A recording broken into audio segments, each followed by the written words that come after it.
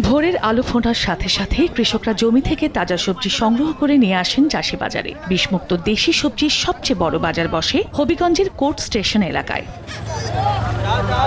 সবজি কিনতে ভিড় করেন পাইকারি ব্যবসায়ীরা। ভোর ৫টা থেকে সকাল ৯টা পর্যন্ত চলে বেচাকেনা। জেলার বিভিন্ন এলাকা থেকে প্রান্তিক কৃষকরা নিয়ে আসেন তাদের উৎপাদিত ফসল। দাম একটু বেশি হলেও নিরাপদ সবজির জন্য ক্রেতা বিক্রেতার কাছে বেশ জনপ্রিয় এই বাজার।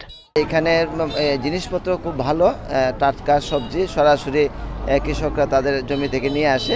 এগুলো বিষমুক্ত সবজি অন্যান্য বাজারের তুলনায় এখানে সস্তাতে আমরা কিনতে পারি। লুবিয়া বেচছে ৬০ টাকা, জাঙ্গা বেচছে ৬০ টাকা, আপনার বাইগান বেচছে ৪০ টাকা, গইডা বেচছে ৩৫ টাকা পাইকারি। জনপ্রিয় এ বাজারে ক্রেতা বিক্রেতার সমাগম বাড়লেও রয়েছে পর্যাপ্ত জায়গার অভাব। বাণিজ্য বাড়াতে বাজারটির পরিকল্পিত উন্নয়নের দাবি জানিয়েছেন ব্যবসায়ী সমিতির নেতারা। জায়গার অভাবে রাস্তার উপর বসিয়া কৃষকরা মাল বিক্রি করতে হয়।